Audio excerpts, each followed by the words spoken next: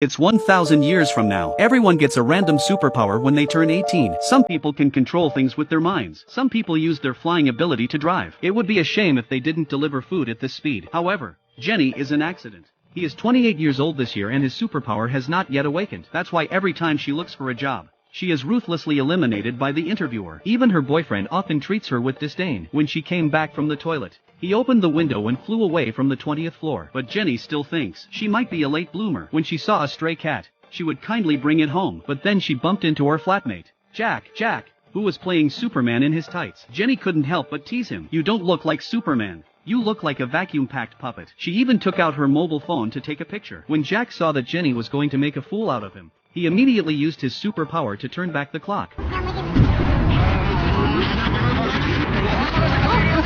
As the camera rewinds frame by frame, soon it was 1 minute ago. Jack took off his cape. Maybe it's because the tights are too small. He can't get it off. Seeing that Jenny had already opened the door and entered the house, he rushed into the bathroom and closed the door. "Don't come in. I'm peeing." Finally, the embarrassment was avoided. That night, Jenny came to Lisa's 18th birthday. This meant that Lisa was about to unlock new skills. Everyone looked at her with anticipation. Her mother told her to turn on the TV. Lisa couldn't wait.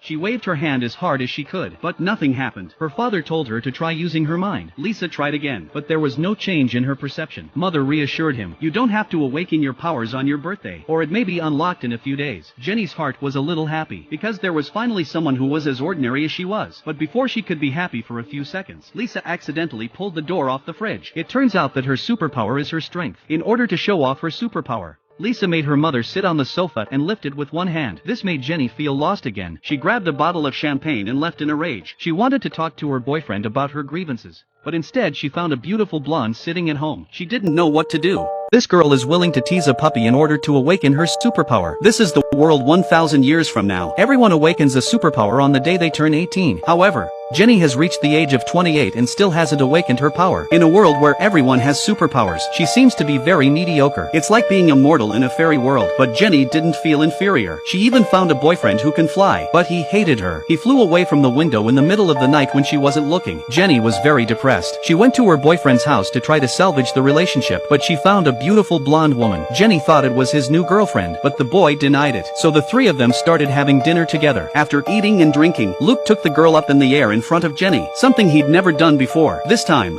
he wanted Luke to take him up in the air, but Luke said he was too heavy to fly. But the blonde was obviously heavier than Jenny. At Jenny's request, Luke reluctantly took Jenny up into the sky. The romance of the flight was gone. In the end, the boy dropped her off on the road and flew off in a hurry. Jenny was lost. She called her father, who had died many years before. She wanted to know why she didn't have powers, but on the other end of the line was her best friend, Kelly. Kylie's superpower is psychic, so Jenny often asked her to help her talk to her father. With her father's encouragement, she finally came to the clinic to explore her powers. Jenny was so happy to think that she was about to awaken her powers. However, when he heard the cost of the treatment, his smile disappeared. He decided to find a way to awaken his powers on his own. Early the next morning, they went to the restaurant and ordered the spiciest food they could find, but Jenny's powers didn't kick in. Instead, she was left with a red face. She rushed into a supermarket and drank a bottle of milk from the freezer, but halfway through the bottle, the announcer's loudspeaker came on.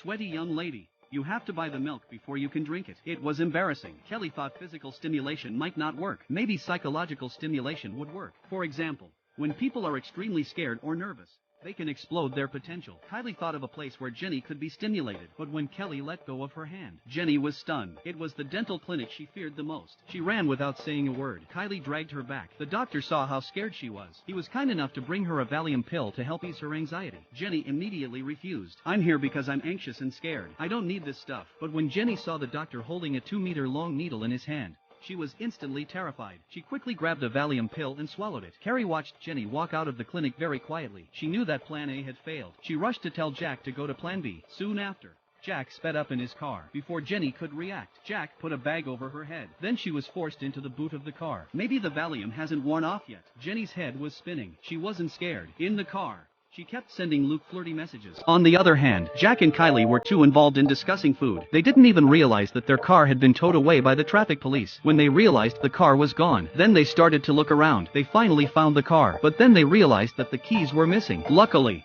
Jenny's cousin Lisa was just passing by. "Let me out, please," Jenny begged and pleaded with Lisa. Lisa agreed to open the door for her. On the way back, Jenny finally came to her senses. She hurriedly asked her aunt to use her superpower. She asked her aunt to use her supernatural powers to help her withdraw her voice from the car. But her aunt wasn't very good with a smartphone. She made it worse. She accidentally connected to the Bluetooth in the car. What is awful, soft, pretty punk? The words were so vulgar, instantly embarrassed everyone in the car. The air was filled with the scent of spring. Lisa suggested he send more messages and overwrite the previous voice, so he wouldn't have to hear it. Jenny thought it made some sense. When she got home, she couldn't wait to start taking pictures and sending them to Luke, to get Luke's attention. Of course, it's better to wear less clothes. But Jenny didn't think that was enough, so she had a bold idea. She didn't notice how the black cat felt behind her, until he suddenly realized there was a man standing behind him. Jenny screamed at the top of her lungs, but immediately became excited. He thought this might be his superpower. Whenever an animal sees both sides, it turns into a human. In order to test his conjecture, Jenny decided to try the dog first. But the dog didn't react until the dog's owner arrived. Jenny then put down her clothes in embarrassment.